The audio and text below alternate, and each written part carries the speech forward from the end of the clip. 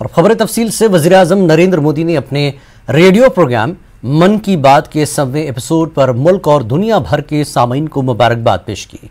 PM Modi के मन की बात प्रोग्राम को अक़वाम मुत्तहिदा के हेडक्वार्टर न्यूयॉर्क में भी बराह रास्त नशर किया गया। इस तारीखी प्रोग्राम को यादगार बनाने के लिए बीजेपी ने मुल्क के मुख्तलिफ मकामात पर इसकी लाइव स्क्रीनिंग की थी। करोड़ों लोगों ने इस प्रोग्राम को सुना। पीएम मोदी ने अपने मन की बात प्रोग्राम में सेहत, सफाई, सिंगल यूज प्लास्टिक, ई वेस्ट, बेटी बचाओ और अमृतकाल के दौरान होने वाले प्रोग्रामों का जिक्र किया। वाज़ेह के मन की बात प्रोग्राम को 3 अक्टूबर 2014 से शुरू किया गया था। यह प्रोग्राम 52 हिंदुस्तानी ज़बानों, बोलियों और 11 गैर मुल्की ज़बानों में नश्र होता है।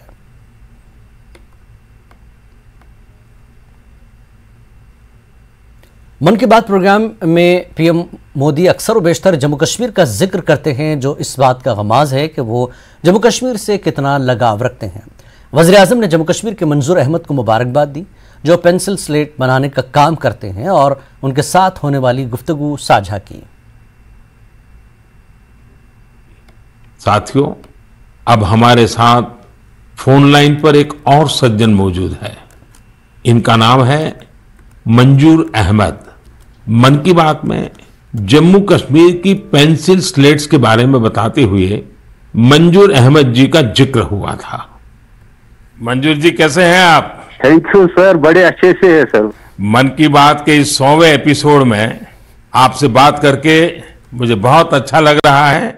Thank you sir. अच्छा, ये पेंसिल स्लेट्स वाला काम कैसा चल रहा है? बहुत अच्छे से चल रहे हैं सर, बहुत अच्छे से। जब से सर आपने हमारी बात मन की बात में कही सर, तब से बहुत काम बढ़ गया सर, और दूसरों को भी रोजगार यहाँ बहुत बड़ा है इस काम में।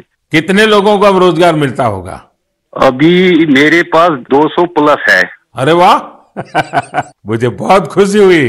जी सर, जी सर। अभी 1-2 महीने में अभी मैं इसको एक्सपांड कर रहा हूँ कि और 200 लोगों को रोजगार बढ़ जाएगा सर। वाह वाह वाह।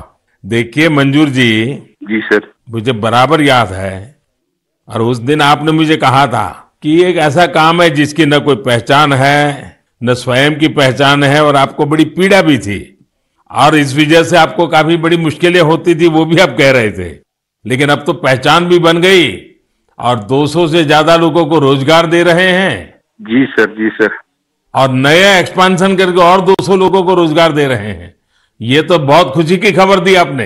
एवं सर, यहाँ पे जो फार्मर है सर, उनका भी बहुत बड़ा इसमें फायदा मिला सर। तब से 2000 का ट्री बेचते थे, अभी वही ट्री 5000 तक पहुंच गया सर। इतनी डिमांड बढ़ गई सर इसमें तब से, और अपनी पहचान भी बन गई। इसमें बहुत से आर्डर है अपने पास सर। अभी मैं आगे 1-2 महीने में और एक्सपेंड करके और 2-250 गाँव में जितने भी लड़के लड़की हैं इसमें एडजस्ट हो सकता है, उनका भी रोजी रोटी चल सकता है सर। देखिए मंजूर जी, वोकल फॉर लोकल की ताकत कितनी जबरदस्त है, आपने धरती पर उतार के दिखा दिया है। जी सर, जी सर।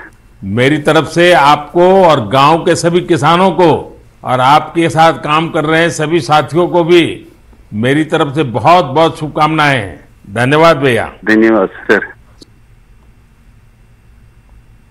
वज़ीर-ए-आज़म के मन की बात का आज 100वां एपिसोड था। इस मौके पर मुल्क भर में खास एहतमाम के साथ वज़ीर-ए-आज़म के मन की बात सुनी गई। श्रीनगर के SKICC में भी इस प्रोग्राम के सुनने के लिए खुसूसी इंतजाम किया गया था। कसीर तादाद में लोगों ने वज़ीर-ए-आज़म के खिताब को सुना। ये 100 एपिसोड अपने आप में अद्भुत हैं, प्रेरणादायक हैं, भारत के जन जन की आवाज है, भारत के नागरिकों के गौरव की गाथा है। इन कार्यक्रमों में जहां उत्सवों की चर्चा है, त्योहारों की चर्चा है, दीपावली, ईद, होली, क्रिसमस, गुरुपुर्ब, हर त्योहार की चर्चा इसमें होती है। और ये कार्यक्रम रोजगार से भी जुड़ा है। रोजगार के नए साधन कैसे बन सकते हैं, बेटी कैसे बचाई जा सकती है, और प्रधानमंत्री ने बेटी बचाओ बेटी पढ़ाओ का कार्यक्रम इस माध्यम से किया। देश के अंदर राष्ट्रीयता की भावना को और बढ़ाने के लिए तिरंगा हर घर तिरंगा का अभियान उन्होंने इस माध्यम से किया। और ये एक एक एपिसोड अपने आप में भारत की गाथा है। और आज 100 एपिसोड पूरे हुए हैं। मैं समझता हूं कि ये किसी भी राष्ट्राध्यक्ष द्वारा किया गया एक पहला अद्भुत कार्यक्रम है और ये वर्ल्ड रिकॉर्ड कार्यक्रम है। आपने देखे हमारे मोदी जी ने कितने सारे स्कीम्स दी है और ये स्कीम्स काफी आगे भी जा रही है लोगों के लिए, जो गरीब तबके के लोग हैं उनके लिए हमने कितना कुछ किया है। ये तो आप देख रहे हैं, आपने देखा बेटी बचाओ है या हाउसिंग लोन है या और भी बहुत सारे ऐसे स्कीम्स है जो हमने किए हैं। तो इंशाल्लाह आगे भी देखते हैं, आगे अभी हम गरीबों के लिए क्या कर सकते हैं, जो भी मिडल मैन हमारी तरफ है हम उनके लिए कितना कर सकते हैं। हमारे पीएम मोदी साहब, थैंक यू सर। उधर राजभवन जम्मू में भी वजीर आजम मोदी के रेडियो प्रोग्राम मन की बात सुनने का एहतमाम किया गया था। इस मौके पर राजभवन में वो अफराद भी शामिल थे जिन्होंने मुख्तलिफ शोबों में नुमाया काम किया है।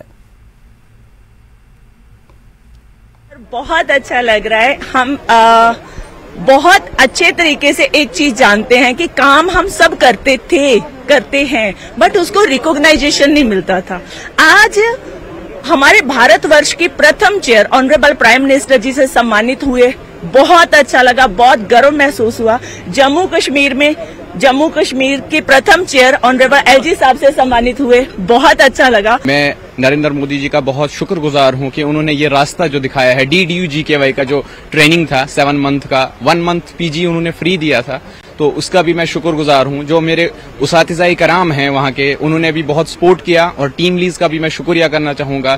और एक और बात रखना चाहूंगा मैं कि हमारे जम्मू कश्मीर में इंटरनेशनल प्रोसेस की डिमांड रखें जरूर, ताकि बाहर जो हम जम्मू कश्मीर के लोग हैं वो बाहर न जा पाए, अपने ही जम्मू कश्मीर में काम कर सकें। जिस ग्रामीण क्षेत्र से मैंने एक इनिशिएटिव स्टार्ट किया, गिव पॉलिथीन टेक गोल्ड का, कचरा दो सोना लो, और ये सब करने पे मैं कैसे प्रोत्साहित हुआ, ये मोदी जी के उस स्वच्छता मिशन के बाद जो स्वच्छता मिशन उन्होंने स्टार्ट किया, मैं समझता हूं कि मोदी जी जैसे स्वच्छता की प्रतीक दुनिया में कोई नहीं हो सकते हैं। मैं प्राउडली बोल रही हूँ, जो हमारे पीएम है, हमारे जो नरेंद्र मोदी सर है, वो हमेशा हमें हर टाइम सपोर्ट करते हैं। इवन जब मैं मॉस्को से जीत के आई थी, उनने मेरे ट्वीट किया था और वो काफी ज्यादा अच्छी बात थी, उनने मेरे को काफी ज्यादा सपोर्ट किया उस टाइम मतलब मैं इतना ज्यादा खुश हुई, क्योंकि वही मैं चाहती थी कि मतलब कभी ऐसा सोचा नहीं था कि मतलब जो हमारे प्राइम मिनिस्टर मेरे लिए ट्वीट करेंगे, अपना कीमती वक्त मेरे लिए निकालेंगे। वजीर आजम नरेंद्र मोदी के मन की बात प्रोग्राम के 100वें एपिसोड के मौके पर बीजेपी जम्मू कश्मीर के सदर रविंद्र रैना सांबा जिले के राजेंद्रपुरा बगुना में मुनक्कदा प्रोग्राम में मौजूद थे। इस मौके पर मौजूद लोगों की बड़ी तादाद ने वजीर आजम का प्रोग्राम मन की बात सुनी। न्यूज़ 18 से बात करते हुए रविंद्र रैना ने कहा कि इस तरह के प्रोग्राम मुल्क के नौजवानों को रास्ता और जोश फराहम करते हैं। उन्होंने कहा कि वज़ीर आज़म ने कश्मीर के मंजूर अहमद के काम को सराहा है और जम्मू कश्मीर वज़ीर आज़म के दिल के बहुत करीब है। इस मौके पर जम्मू कश्मीर बीजेपी के नायब सदर सुरजीत सिंह सलाथिया भी मौजूद थे। साहब हमेशा मन की बात के प्रोग्राम के जरिए इस प्रकार के प्रसंग और किस्से जनमानस के सामने रखते हैं, जिससे लोगों को इंस्पायरेशन मिलती है। कश्मीर के मंजूर अहमद साहब का जिक्र उन्होंने किया कि किस तरीके से उन्होंने स्टार्टअप के जरिए अपना काम भी कर रहे हैं और 200 के करीब करीब लोगों को रोजगार दिया है। उन्होंने हमेशा जम्मू कश्मीर की लगभग हर तीसरे चौथे एपिसोड में जम्मू कश्मीर का जिक्र होता है। वो बेहद करीब है, बहुत करीबी से जम्मू कश्मीर का जिक्र दिल से करते हैं। कश्मीर हो, जम्मू हो, यहाँ के जांबाज वीर सैनिक हो, बॉर्डर के लोग हों, सांबा हो, कठुआ हो, जम्मू हो, रजौरी, पुंछ, उधमपुर, डोडा, किश्तवाड़, रामबन, रियासी हो या वादी कश्मीर का एरिया हो, जो लोगों ने समाज सेवा या देश सेवा में बेमिसाल काम किया है, उन लोगों का जिक्र उन्होंने किया। इससे अच्छे लोगों का मनोबल बढ़ता है और नौजवानों को ये प्रेरणा मिलती है कि वो भी अच्छा काम करें और देश और समाज के लिए अपना योगदान दें। अशोक कौल ने अछबल अनंतनाग में वज़ीर आज़म नरेंद्र मोदी के मन की बात प्रोग्राम के 100वें एपिसोड को सुना। अशोक कौल ने वज़ीर आज़म नरेंद्र मोदी के मन की बात प्रोग्राम को तारीखी करार देते हुए कहा कि इस प्रोग्राम ने लोगों के दिलों में घर किया है।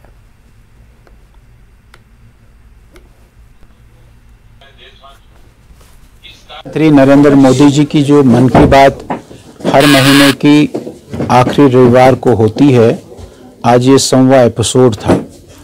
ये ऐसा प्रोग्राम बना कि आज तक किसी भी राष्ट्रीय अध्यक्ष ने, किसी भी पॉलिटिकल लीडर ने इस प्रकार का लगातार 100 बार रेडियो पर टॉक नहीं की है। इसलिए ये अपने में ही एक रिकॉर्ड है कि ये एक 100वां एपिसोड ये नरेंद्र मोदी जी की मन की बात का था।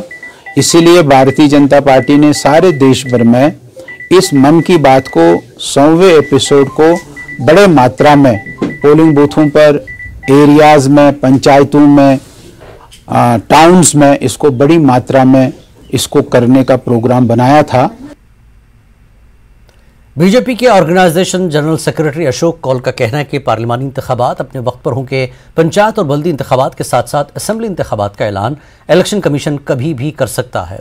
कौल ने वज़ीर-ए-आज़म नरेंद्र मोदी के जम्मू कश्मीर के फलाही कामों का तस्करा करते हुए कहा कि इन कामों की वजह से बीजेपी जम्मू कश्मीर में भी अपनी कामयाबी के झंडे लगाएगी। इलेक्शन, पार्लियामेंट का चुनाव तो अपने समय पर होगा।